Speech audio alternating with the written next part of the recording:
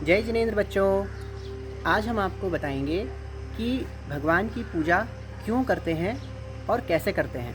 यदि हमें जन्म मरण से छुटकारा पाना है तो हमें भगवान के पास जाकर उनसे प्रेरणा लेनी होती है, उनके दर्शन करने होते हैं और उनकी पूजा करनी होती है, उनसे कुछ सीखना होता है। तो पूजा करने से हमें क्या लाभ होता है, हम क्यों करते हैं? तो पहला है भगवान के गुणों का गुणगान। गुणगान में भगवान के जो बेस्ट क्वालिटीज़ हैं, उनके जो गुण हैं, उनके विषय में हम सोचते हैं और उनका गुणगान करते हैं। दूसरा है प्रार्थना, यानी भगवान के गुणों के गुणगान के साथ हम अपने जन्म मरण से छुटकारा पाने के लिए उनसे प्रार्थना करते हैं। और तीसरा है अपने दोषों का प्रायश्चित, यानी कि अपने दोषों को हम भगवान को बताते हैं कि हे भगवान, हमारे अंदर जो दोष हैं वो सब दूर हो जाएं। तो ये 3 जो हैं वो कार्य हमारे पूजा करने से पूर्ण होते हैं।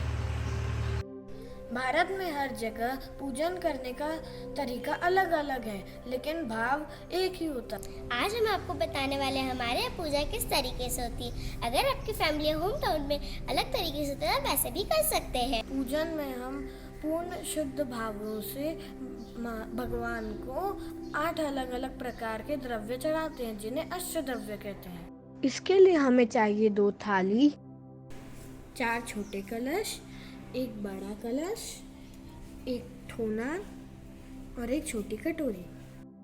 और हमें चाहिए लवंग, साबुत बादाम, चावल, चटक, ये छोटे कोकोनट के पीसेस। सबसे पहले हम कुएं या बारिश का पानी लेते हैं, उसको छानते हैं, फिर गर्म करते हैं। गर्म पानी में कभी भी 6 घंटे तक जीव उत्पन्न नहीं होते हैं। हमारे यहाँ पानी छानने और गर्म करने का काम पुजारी जी कर लेते हैं, इसीलिए मैं सामग्री धोने के लिए इसी पानी का इस्तेमाल करूँगी। हमें सामग्री धोने से पहले उसे साफ कर लेना चाहिए, जिससे उसमें कोई जीव ना हो। सामग्री धोने से पहले मैं इस थाली को भी कुएं के जल से धो लेती हूँ। चलिए अब सामग्री धो लेते हैं।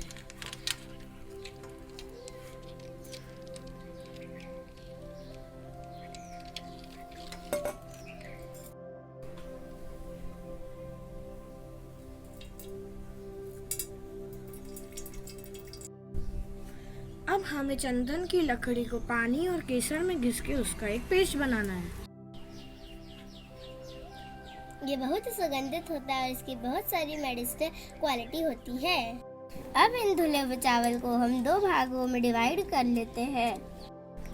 एक भाग को घिसे हुए चंदन से पीला कर लेते हैं।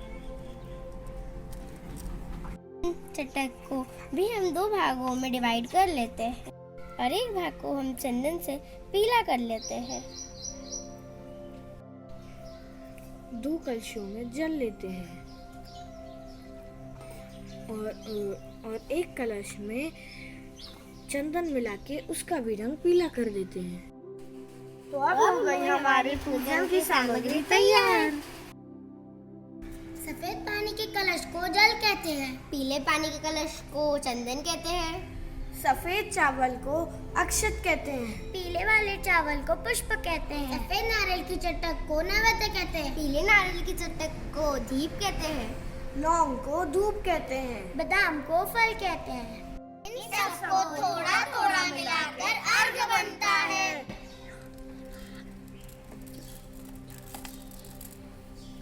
अर्घ का मतलब होता है अनमोल। हम भगवान को अनमोल वस्तुएं चढ़ाते हैं। पीतल की थाली पर चंदन का रंग दिखता नहीं है, इसीलिए मैं आपको एक दूसरी थाली में बना के बताऊंगी। इसमें हम सबसे पहले एक चंद्र बिंदु रखते हैं, उसके अंदर एक बिंदु रखते हैं, उसके नीचे 3 बिंदु रखते हैं, बीच में स्वस्तिक बनाते हैं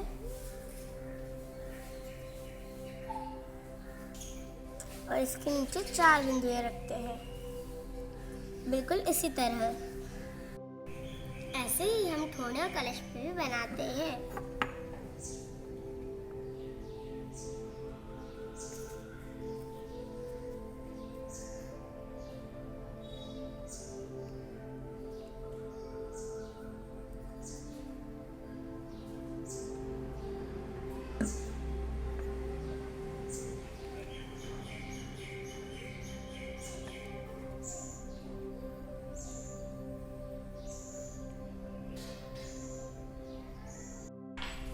अर्धचंद्राकार ऊपर वाला बिंदु सिद्ध शिला और सिद्ध भगवान का प्रतीक है।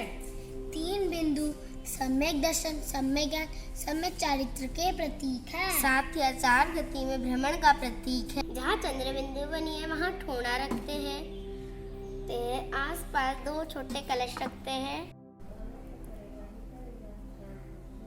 पूजन करते समय हमें इस बात का ध्यान रखना है कि हमें सिर्फ पूजन पढ़नी नहीं है, बल्कि अत्यंत ही शुद्ध भावों से अपनी प्रार्थना को भगवान के सामने कहना है।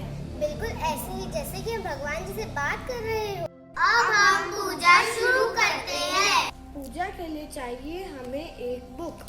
इस बुक का PDF आपको डिस्क्रिप्शन में मिल जाएगा। आप पूजा का हिंदी मीनिंग खुद देख सकते हैं। अगर वीडियो में हमने वो बताया तो वीडियो बहुत लंबा हो जाएगा। पूजन की शुरुआत होती है विनय पाठ से। विनय पाठ में हम विनय पूर्वक भगवान के गुणों का गान करते हैं।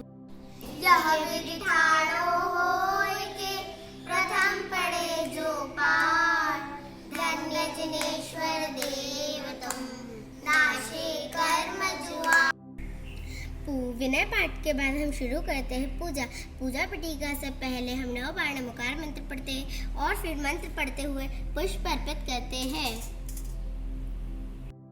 उसके बाद हम मंगल पाठ पढ़ते हैं और फिर पुष्प अर्पित करते हैं। फिर संस्कृत में नमोकार मंत्र की महिमा का पाठ करते हैं और फिर पुष्प अर्पित करते हैं। उसके बाद हम भगवान के 5 कल्याणकों की स्तुति करते हुए, श्लोक पढ़ते हुए और फिर अंत में मंत्र पढ़ते हुए अर्घ्य अर्पित करते हैं। ऐसे ही हम पंच परमेष्टि और भगवान के 1008 नामों के लिए भी करते हैं। अब हम स्वस्ति विधान पाठ पढ़ के ये प्रतिज्ञा लेते हैं कि हम भगवान की पूजा करेंगे और पुष्प चढ़ाते हैं। श्री विष्णु नमस्ते, स्वस्ति श्री अजिता, श्री संव स्वस्ति, स्वस्ति श्री अभिनंदन। 24 तीर्थंकर हमारे लिए मंगलमय हो, ऐसा पाठ पढ़ते हुए, स्वस्ति बोलते हुए पुष्प चढ़ाते हैं और फिर अंत में मंत्र के साथ पुष्प चढ़ाते हैं। और ऐसे ही हम 64 यानी 64 रिद्धिधारी मुनिराजों के लिए भी करते हैं। अब हम शुरू करते हैं देवशास्त्र गुरु की पूजन। अब हम देवशास्त्र गुरु के गुणों को गाते हैं और उनकी पूजा करने से पहले उनको अपने हृदय में आने का आह्वान देते हैं।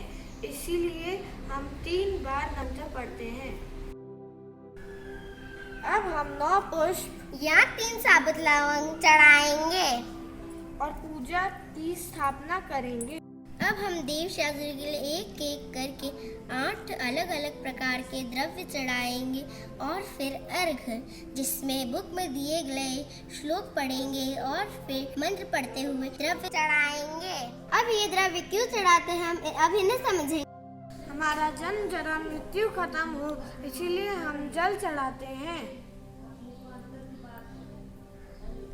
हम कभी ह्यूमन बन जाते हैं, कभी देव बन जाते हैं, कभी कहीं चले जाते हैं। ये संसार खत्म हो, इसीलिए इसी भावना के साथ हम चंदन चढ़ाते हैं। हमें भगवान जैसी परमानेंट स्टेट मिले, इसलिए हम अक्षत चढ़ाते हैं। हमारी इंद्रिया भोग यानी सेंसरी प्लेजर्स खत्म हो, इसीलिए हम पुष्प चढ़ाते हैं। हमारा अंगर खत्म हो, इसी भावना से नैवेद्य को चढ़ाते हैं।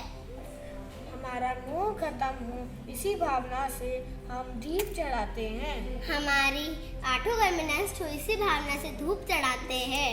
हमें भगवान जैसे मोक्ष मिल जाए, इसी भावना से हम फल चढ़ाते हैं। हम भगवान जैसे अमूल्य बन जाए, इसी भावना से हम अर्घ्य को चढ़ाते हैं। उसके बाद हम देवशास्त्र गुरु के गुणों का गान करते हुए जयमाला पढ़ते हैं और फिर अर्घ्य चढ़ाते हैं। उसके बाद हम समुच्च महाअर्घ्य करते हैं और सभी पंच परमेश्वरों को अर्घ्य चढ़ाते हैं।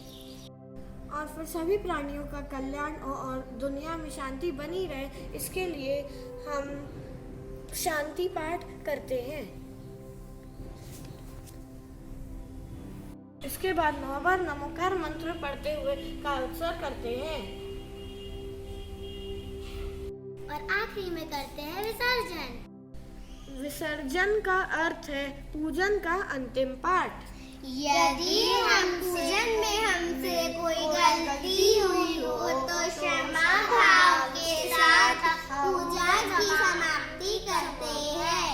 अंत में पीले चावल घोड़े में चढ़ाते हैं और उसके बाद हम 9 बार नमोकार मंत्र पढ़ते हुए